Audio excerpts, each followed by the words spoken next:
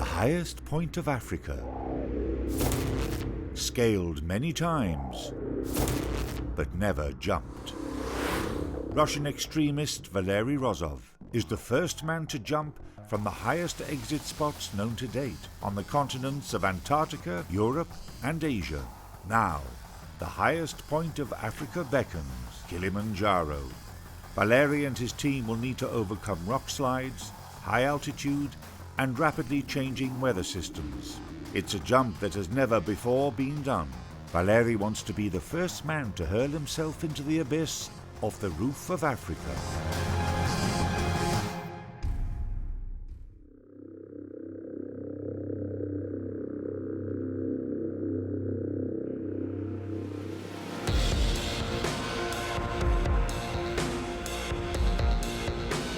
The idea of Kilimanjaro project was very clear, it was very simple. I would like to do the first base jump ever from the highest point of Africa. Top of Kilimanjaro, almost 6,000 meters, and the jump will be maybe 200-300 meters below the summit, so it will be cold, it will be windy, and the most problem for us is cloudy. The highest mountain in Africa, Kilimanjaro's summit rises almost 5,000 meters above the plains below, and it has a unique climate all its own. Buffeted by clouds, visibility can drop to zero in a matter of minutes. At these higher reaches, oxygen is at only 40% of that at sea level, making altitude sickness the main cause of death on the mountain. Above 4,500 meters, it is a barren wasteland of volcanic rocks and loose stones. Falling rocks are a deadly risk that claimed 7 lives in 2007 alone. As if climbing it wasn't risky enough, jumping off the mountain with a wingsuit and a parachute takes danger to another level.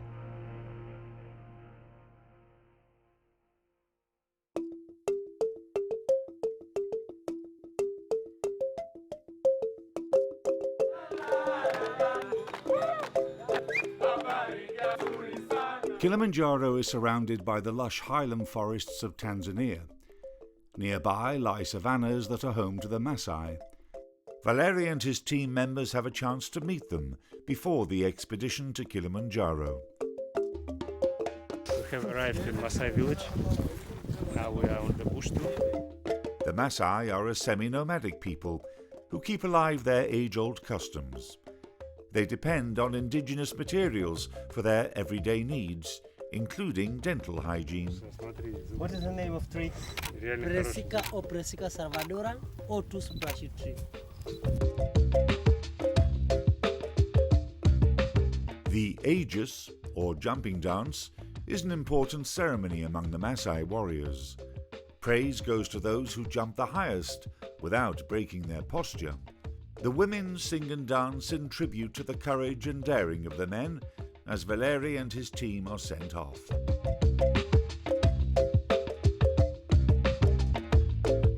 When you go into climb to Kilimanjaro, you cannot do it yourself. So with us was 4 guides and 45 porters who help us to carry our stuff. There are 10 people in my team. All of them I know quite long time. First of all, it's my grand support guy, Sergei Kraskov, Sasha Rushkin, experienced and very famous Russian climber. It's a Thomas Senf from Switzerland who make a photo on the exit spot. After final preparations are complete, the team begins a 1,000-meter ascent to the first camp.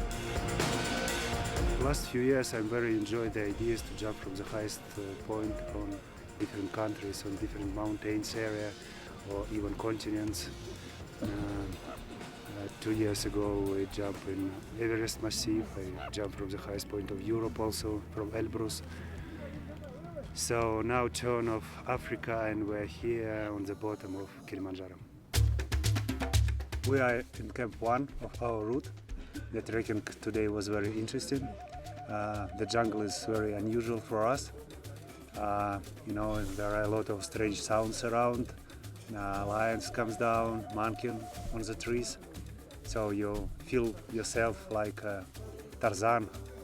We are at the altitude 2,900 meters, but as you can see, we're still in the forest.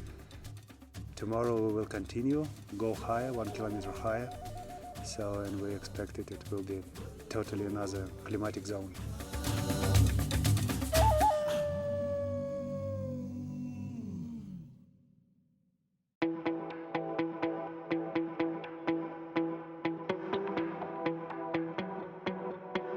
Day 2 begins with a hike to Barranco camp.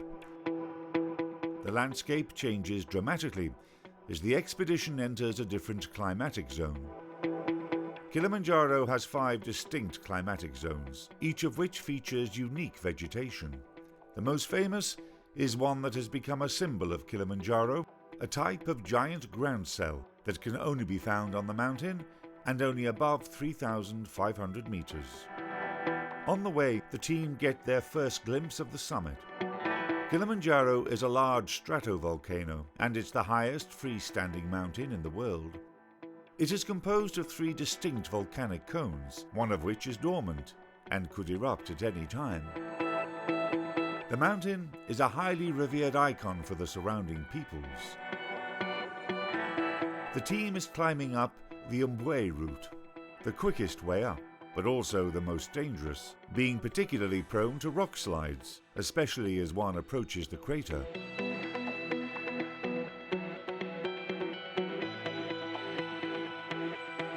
We just arrived at Camp 2. The altitude here is 3.9 thousand meters, and first time we see clear our wall, which is right behind me. At 3,984 meters altitude, climbers may already start feeling the effects of altitude sickness at Barranco camp. The weather conditions here are starting to become highly unpredictable, with heat and sunshine one minute and cold rolling clouds coming in the next.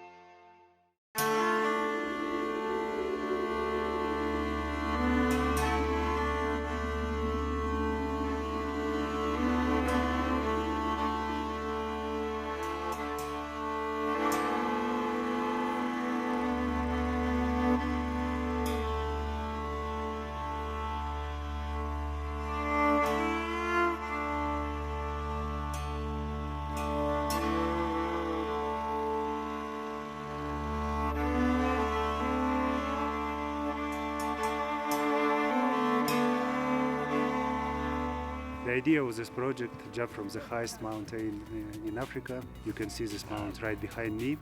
This is a famous bridge wall when the upper crater was destroyed, and you can see how it looks now, the huge wall. And I do hope I will find enough vertical path for lunch. From this point it's quite difficult to say how vertical I will have, but for this suit and for this altitude I would say I need maybe 150, 160 meters for safe launch. So that's the main challenge for me. We need to catch the right window of the weather, because I don't know exactly where is exit spot, so we will have to spend some time for researching, for developing this area. My wingsuit is a quite special model. I built it together with the Tony Suit company before my Everest project, and it should help me to catch the air as soon as possible, because in the high altitude your body loses altitude much faster, because the air pressure not so big like on the bottom. Of course, for me it was more interesting to jump in the big mountains, because I feel like I climb when I jump first from a new exit spot. I feel like the first guy who was on this mount. So it's very similar to mountaineering. All this high altitude project, it's quite difficult, because you do something firstly, and it's very unknown zone for you. For example, Caucasus, it's not so difficult mounts like Himalaya, for example, but anyway, shit can happen. For example, our heli crashed when we tried to land it in 5,000 meters.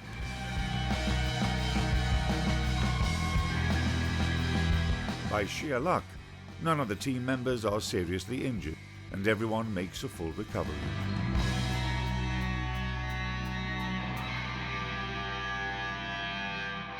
The accident in Pakistan when I jumped from the highest building of Karachi, maybe it was thrown from side wind, maybe my body position, I cannot say now already. Yes, it's also quite difficult situation, quite dangerous, because it was a very narrow street around with a lot of lines across it. And I put my parachute on some building construction, and I decided that at that moment it was a most safety decision. You know, it's very important in this dangerous situation to keep a clear mind. Instead of panic, you begin to force for your life. It's the most important, because you each time, each moment in your jumps, you should be prepared for this situation. One of the most unusual projects we did in Antarctica. We jumped from two nice mounts, Ulvitano and Holtano.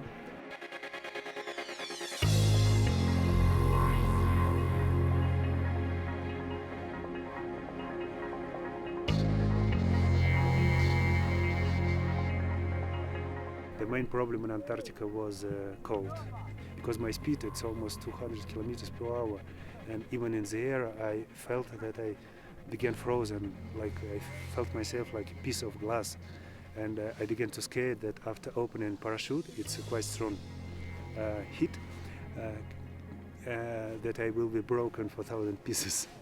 So I was really scared. And that's always when you do something new, it's always very difficult and very unpredictable, and also very interesting at the same time.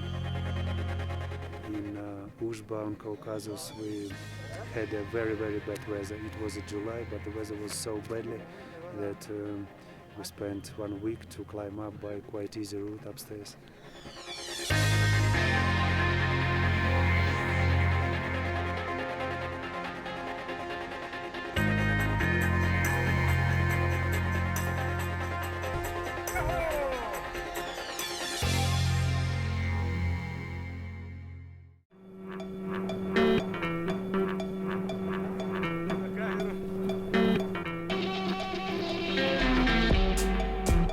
The team heads off to Camp 3 at Arrow Glacier. It's another 1,000-meter climb in even thinner air.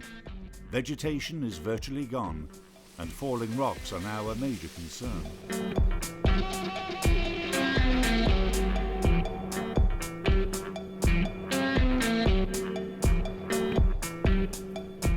We have just arrived at Arrow Glacier Camp. It's right on the bottom of our wall. We are tired a little bit because it's quite high altitude already. At nearly 5,000 meters, the team is now entering a critical phase, where oxygen levels are below half of what they are at sea level. Any form of exertion, even walking, becomes exhausting. Valery has experience with the challenges of high altitude from a previous expedition to Everest.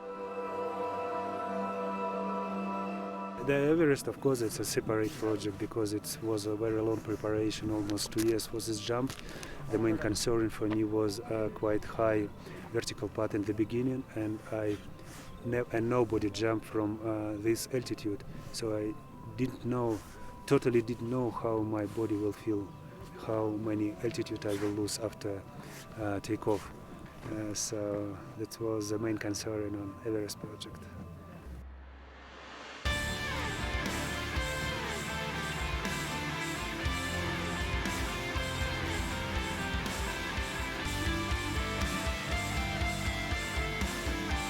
With the completion of the Everest project, Valery has now jumped off the highest spots of 3 continents.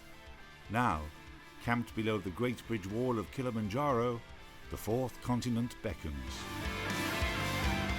The weather is getting better, like you can see, and we do hope that tomorrow will be a good day, which is allow for us to go upstairs and set up a high camp, and maybe we'll go to the summit tomorrow. We'll see.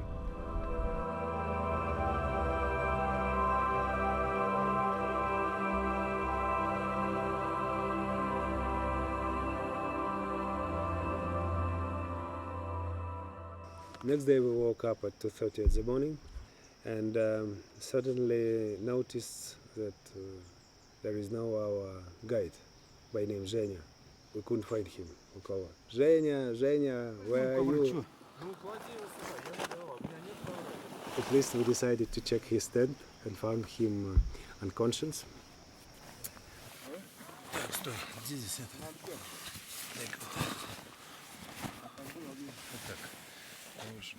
And it was quite serious situation because he has his blood pressure was very low, maybe 50.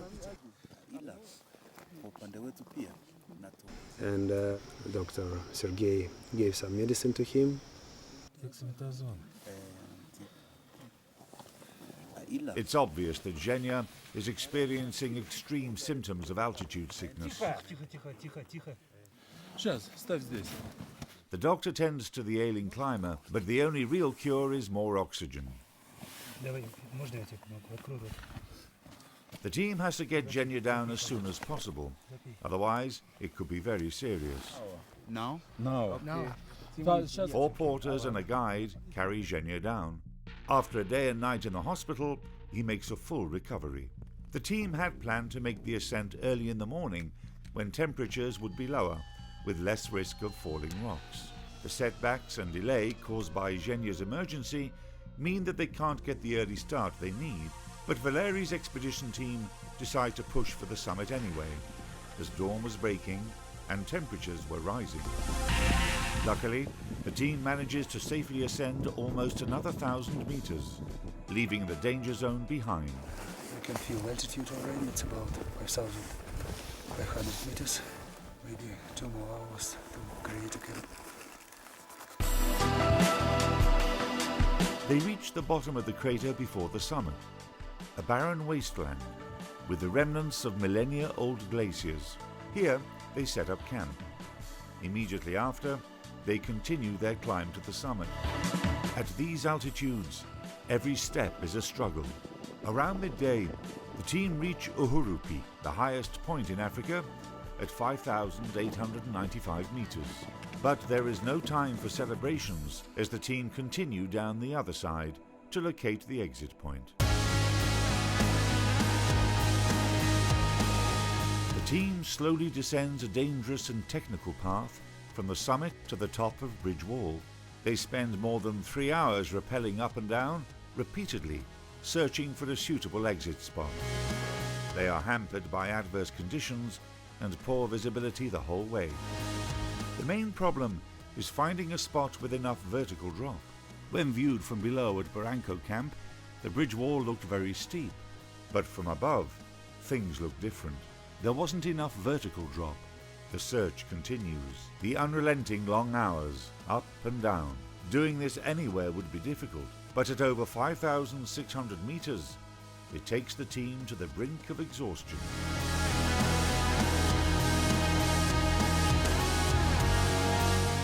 I think we just found our exit spot. We had to rappel down 3 ropes. It's quite steep, lots of loose rocks. Then foggy came and I didn't see it clear. I just dropped the stones and for 90% I found it and it's good. So now we will have to go upstairs 400 meters to the top, and tomorrow morning we'll be back to exit again. So it's a lot of hard work. I was nervous and running machine up down.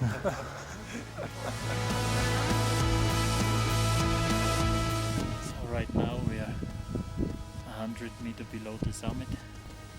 We had to walk up to the summit and then 400 meters down on the other side to find an exit, and now we had to walk up the same part all again, second time to the summit and down again. So we had not so much time to get acclimatized, and right now we need a little bit of rest.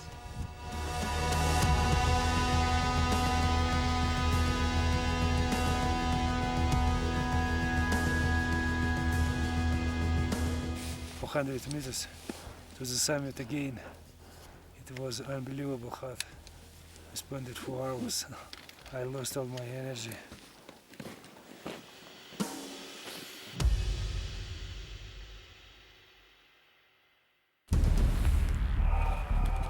Five o'clock. Everything in time.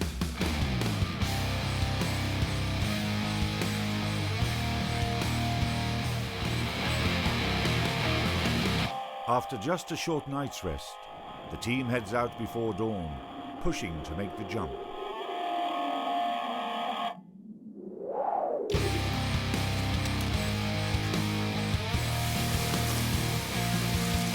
То есть, как мы наблюдали раньше, как предполагали, утренний ветер от горы, правильно? The team has to race against time and exhaustion to secure the exit spot before the clouds roll in, making a jump impossible.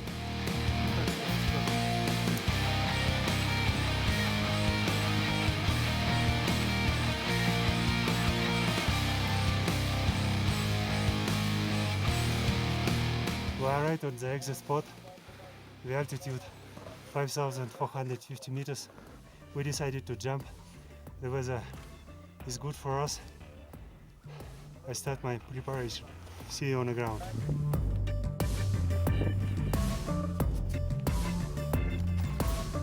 The new exit spot is always very nervous because it's a lot of unknowns around.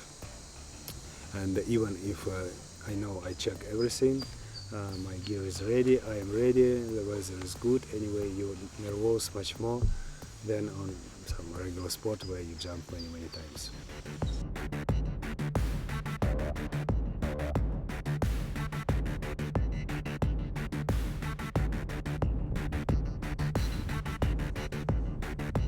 One minute to jump.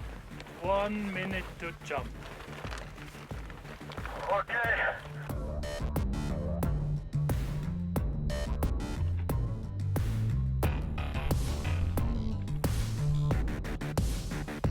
One minute. Thomas, are you ready? Yes. Sergey. Готов. Nika. Готов. Okay. Ready. Ready? Set. Go.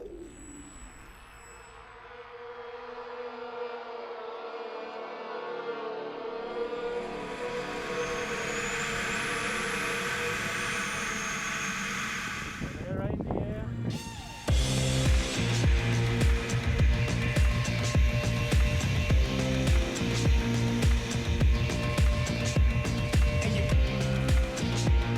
Valeri flies out of the shadows of the peak and into the sunshine over Barranco. Descending 1,500 meters over a distance of 2 kilometers, he is welcomed by the sound of the cheering crowds of Barranco.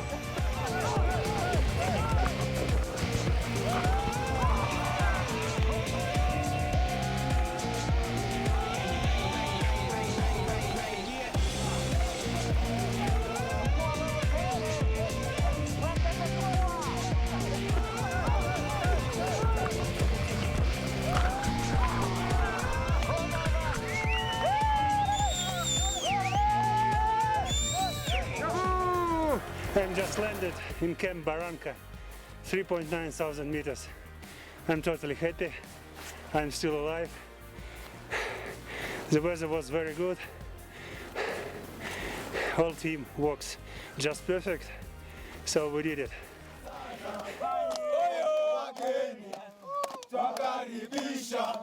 Kilimanjaro, hakuna matata. Yenda umwekefu, hakuna matata. Barranco tumefika, hakuna matata. Valery Rozov has achieved his goal, the first man to jump off the highest point of Africa. He already looks to the future for his next feat, to conquer another continent.